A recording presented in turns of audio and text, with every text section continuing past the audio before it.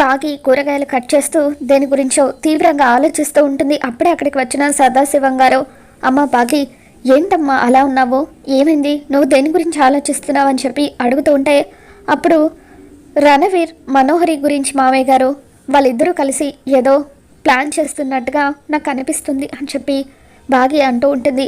అయితే ఇప్పుడే ఒకసారి రణవీర్కి ఫోన్ చేసి అంజుతో మాట్లాడని చెప్పి సదాశివం గారు అంటూ ఉంటారు. దాంతో బాగి రణవీర్కి ఫోన్ చేస్తుంది. ఎక్కడున్నారని చెప్పి బాగి రణవీర్ని అడుగుతూ ఉంటే, అప్పుడు రణవీర్ మాల్లో ఉన్నామని చెప్పి అంటూ ఉంటాడు. ఇక అప్పుడే హాస్పిటల్లో పనిచేసే ఒక వ్యక్తి అటువైపుగా వెళ్తూ ఉంటాడు. ఇదేమైనా గవర్నమెంట్ హాస్పిటల్ అనుకుంటున్నారా, ఇది జీవీ హాస్పిటల్ అని చెప్పి అతను అంటూ ఉండడంతో ఇక అప్పుడు ఆ మాటలు బాగి వినేస్తుంది. ఇక కంగారుగా బయలుదేరి హాస్పిటల్కి వస్తూ ఉంటుంది. మరో పక్క రణవీర్ ఫోన్ పెట్టేసిన తర్వాత బ్లడ్ శాంపిల్స్ ఇస్తూ ఉంటాడు. అంజు హాస్పిటల్లో ఒక చోట కూర్చొని ఇక రణవీర్ అక్కడికి ఎందుకు తీసుకొచ్చాడో అర్థం కాక అమ్మాయికి చూపులు చూస్తూ ఉంటుంది.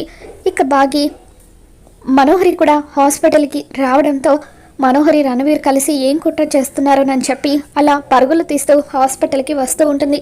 మరి బాగి మనోహరి కుట్రను ఏ విధంగా తిప్పి కొడుతుంది, అంజుని ఏ విధంగా కాపాడుతుందో మళ్ళీ మన ఛానల్లో తెలుసుకుందాం. మీకు ఈ వీడియో నచ్చినట్లయితే లైక్ చేయండి.